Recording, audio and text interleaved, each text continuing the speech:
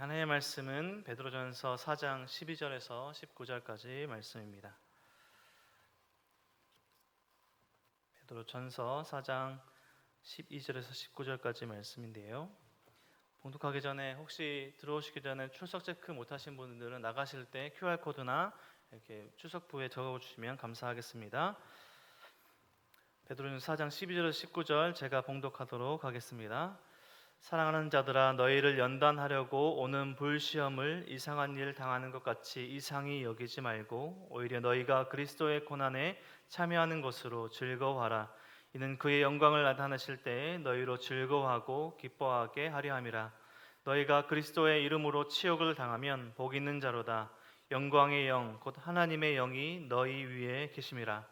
너희 중에 누구든지 살인이나 도둑질이나 악행이나 남을 간섭하는 자로 고난을 받지 말려니와 만일 그리스도인으로 고난을 받으면 부끄러워하지 말고 도리어 그 이름으로 하나님께 영광을 돌리라.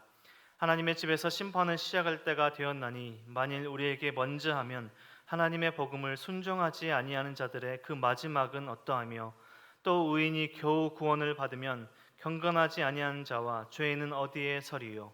그러므로 하나님의 뜻대로 고난을 받는 자들은 또한 선을 행하는 가운데에 그 영혼을 미쁘신 창조주께 의탁할지어다. 아멘. 우리 사람들은 본능적으로 고난받는 것을, 고통받는 것을, 인생의 시험과 어려움이 찾아오는 것을 좋아하지 않습니다. 그 어떤 누가 고통의 순간을 기다리며 바라는 사람이 어디에 있을까요? 성도님은 혹시 교도소에 가보신 분 계십니까? 보통 교도소는 사람들이 그 위치조차 잘 모르고 또 존재하는 그 순간을 잘 모르고 살 때가 많은데요. 저는 작년에 우리 가까운 화성교도소에 말씀을 전하러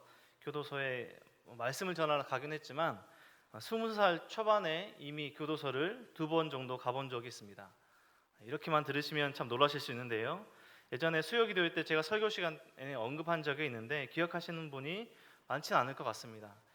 친한 친구가 군복무를 교도관으로 해서 그 친구를 만나러 면회하러 교도소에 몇 번 가본 적이 있습니다.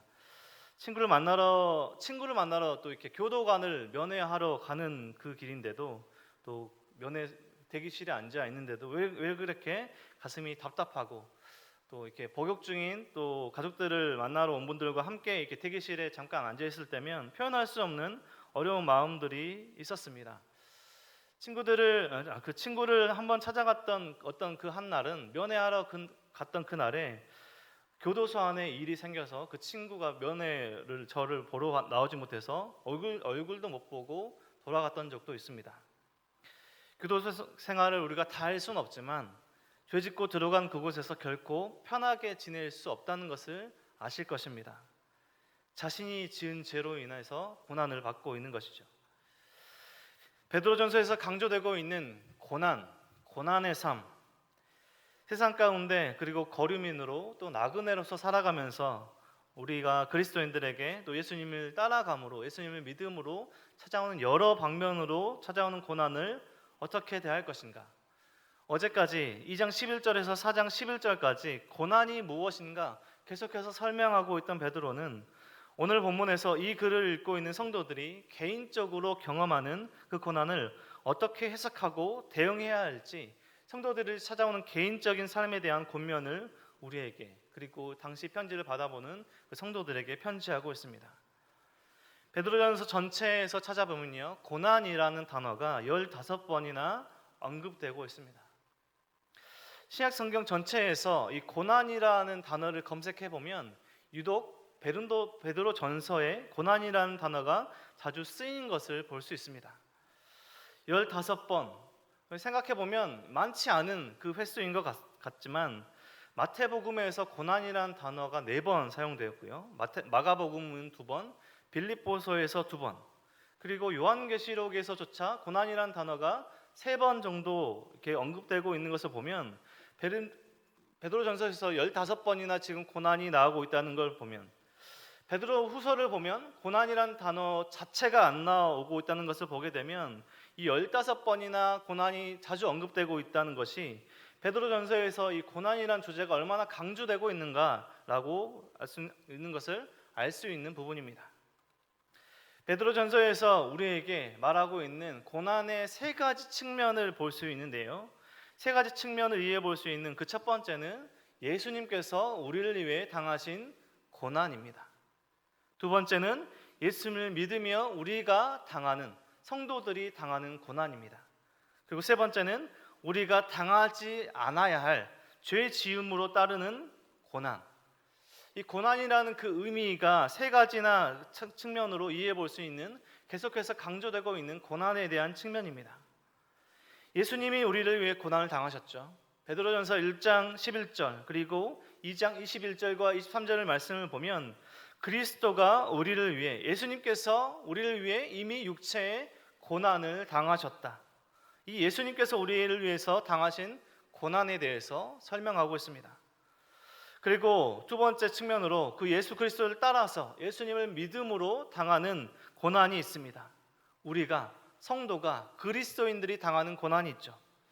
베드로전서는 바로 이 고난에 초점을 두고 예수님을 따라 당하는 고난을 기꺼이 받으라, 예수님을 믿음으로써 따라오는 고난을 기꺼이 받으라라고 즐거움으로 참여하라고 권면하고 있는 것이죠. 2장 19절과 20절 그리고 3장 17절 그리고 오늘 본문에서 4장 13절과 16절과 19절 말씀 계속해서 강조되고 있는 고난에 참여하라, 고난을 받으라라고 하는 그 고난에 대한 측면은 예수님을 따라, 그러니까 예수님을 그 믿음으로 따라오는 고난을 받으라고 하는 것이지 죄로 인한 고난, 악행으로 인한 고난을 받으라고 하는 것이 결코 아닌 것입니다. 2장 19절과 20절에서도 이렇게 말했습니다. 부당하게 고난을 받아도 하나님을 생각함으로 슬픔을 참으면 이는 아름다우나 죄가 있어 매를 참고 참으면 무슨 칭찬이 있으리요. 그러나 선을 행함으로 고난을 받고 참으면 이는 하나님 앞에 아름다우니라. 3장 17절에서는 이렇게 말했습니다. 선을 행함으로 고난받는 것이 하나님의 뜻일진데 악을 행함으로 받는 고난보다 나으니라. 선을 행함으로, 예수님의 그 믿음 안에 예수님을 따라 고난받는 것에 대해서 강조하고 있는 것이지 결코 악을 행하면서 따라오는 고난을 받으라라고 말하는 것이 아닙니다. 그리고 오늘 본문은 이렇게 함께 시작했습니다. 사랑하는 자들아, 너희를 연단하려고 오늘 불시험을 이상한 일 당하는 것 같이 이상히 여기지 말고 오히려 너희가 그리스도의 고난에 참여하는 것으로 즐거워하라. 이는 그의 영광을 나타내실 때 너희로 즐거워하고 기뻐하게 하려 함이라. 16절까지 계속해서 이 고난에 대한 측면을 말하고 있는데요.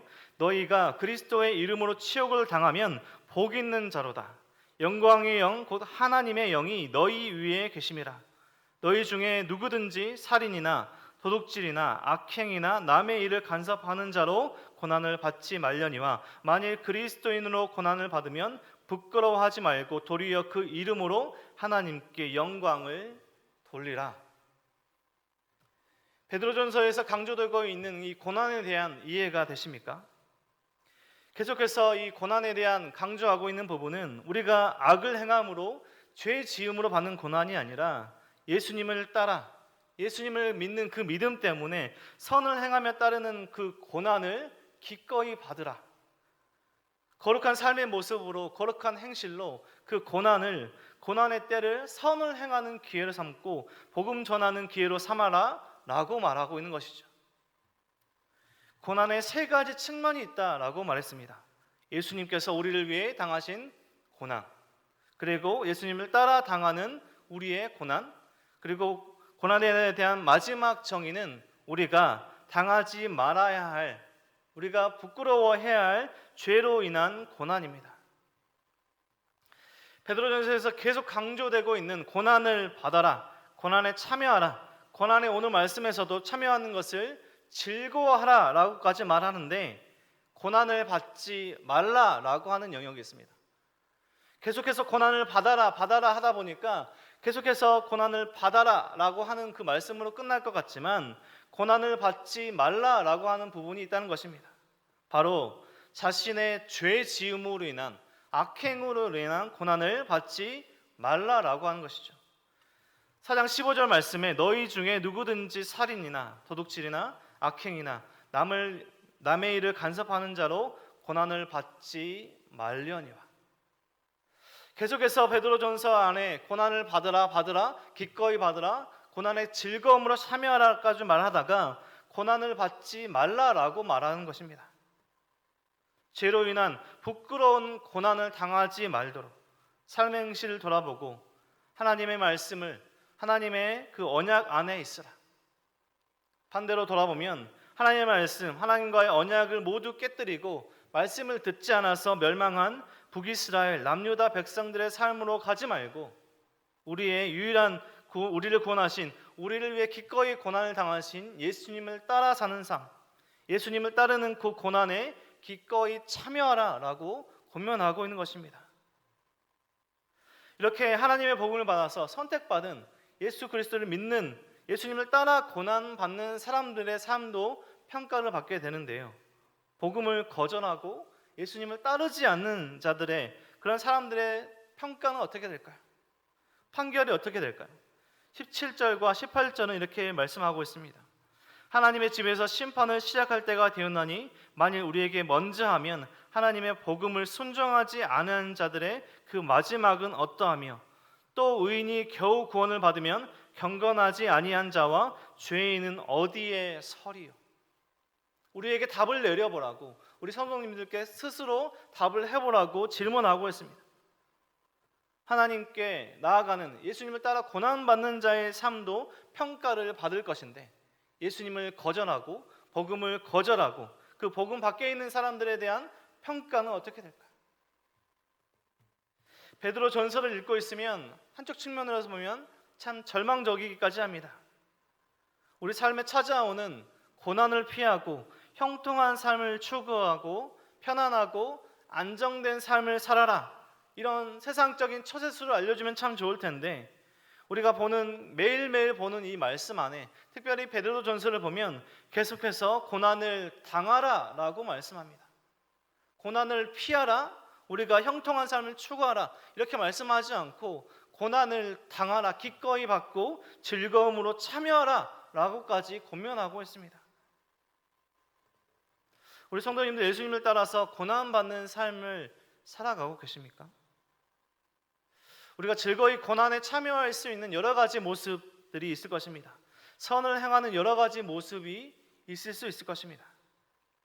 가깝게는 가족들을 위해서 기도하는 일, 복음을 전하는 일, 이웃들에게 복음을 전하는 일, 공동체 안에 도움이 필요한 우리 지체들을 돕는 일, 도시에 또 우리 지역에 도움이 필요한 곳에 도움을 주는 일, 온 열방과 온 지역에 선교하는, 복음을 전파하는 일에 기도와 물질적인 참여와 그 전도에, 복음 전파에 헌신하는 일, 하나님의 일에 이 고난에 참여하는, 즐거이 참여하는 여러 가지 모습들이 있을 것입니다.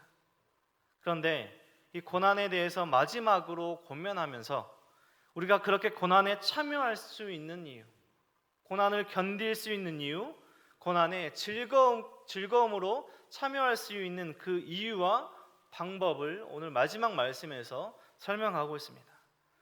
4장 19절 말씀 우리 함께 읽어보겠습니다. 그러므로 하나님의 뜻대로 고난을 받는 자들은 또한 선을 행하는 그 가운데 그 영혼을 미쁘신 창조주께 의탁할지어다. 고난은 때, 선을 행할 때, 하나님의 뜻대로 행할 때 우리의 힘으로 하는 것이 아니다. 그 고난에 참여할 수 있는 이유, 그 고난에 들어갈 수 있는 이유, 고난의 때를 보낼 수 있는 이유는 우리의 힘으로 하는 것이 아니다. 우리의 지혜, 우리의 능력으로, 우리의 의지로 하는 것이 결코 아니라는 것입니다. 하나님께 우리의 영혼을 의탁하며, 즉 하나님을 의지하며 선을 행하며 그렇게 하나님 뜻대로 하는 중에 찾아오는 고난에 기꺼이 참여하라 라고 말하고 있는 것입니다. 그 영혼을 미쁘신 창조주께 의탁할지어다, 의탁하라 라고 말하고 있는 것입니다. 사도 바울은 빌립보서 1장 6절에서 이렇게 말했죠. 너희 안에 착한 일을 시작하신 이가 그리스도 예수의 날까지 이루실 줄을 우리가 확신하노라. 우리 안에 행하시는 그 모든 선한 일, 착한 일의 그 근거는 우리가 아니란 것입니다. 그것을 시작하신 이가 예수 그리스도의 날까지 이루실 것을 확신하는 것입니다. 우리 성도님들 인생의 고난 가운데 계십니까? 예수님께서 우리를 위해 기꺼이 당하신, 즐거움으로 참여하신 그 고난을 묵상하십시오. 우리는 예수님을 따라 고난을 기꺼이 받아야 하지만 우리 스스로의 죄로 인한, 악행으로 인한 고난은 절대로 결코 받지 말아야 합니다. 우리 마음을, 우리 영혼을 하나님께 의탁하는 삶, 하나님을 의지하는 삶. 오늘 이 새벽에 예배의 자리에 하나님께 기도하고 말씀을 듣는 우리 모든 성도님들의 삶이 예수님을 믿음으로 고난에 기꺼이 즐거움으로 참여하며 죄짓지 않고 악행으로 인한 고난을 받지 않으며 우리 찾아오는 여러 방면으로 찾아오는 그 고난 가운데서도 우리 스스로의 힘이 아니라 하나님을 의지함으로 그 고난 가운데서 믿음을 잃지 않고 믿음이 더 단단한 믿음으로 우리 안에 착하신 일을 시작하신 일을 하나님을 의지하는 삶, 우리의 마음을, 영혼을 하나님께 의탁하는 삶, 이런 삶을 살아가시는 우리 모든 성도님의 삶이 되시길 오늘 하루가 되길 주님의 이름으로 간절히 축원드립니다. 오늘 말씀을 위해서 기억하시면 함께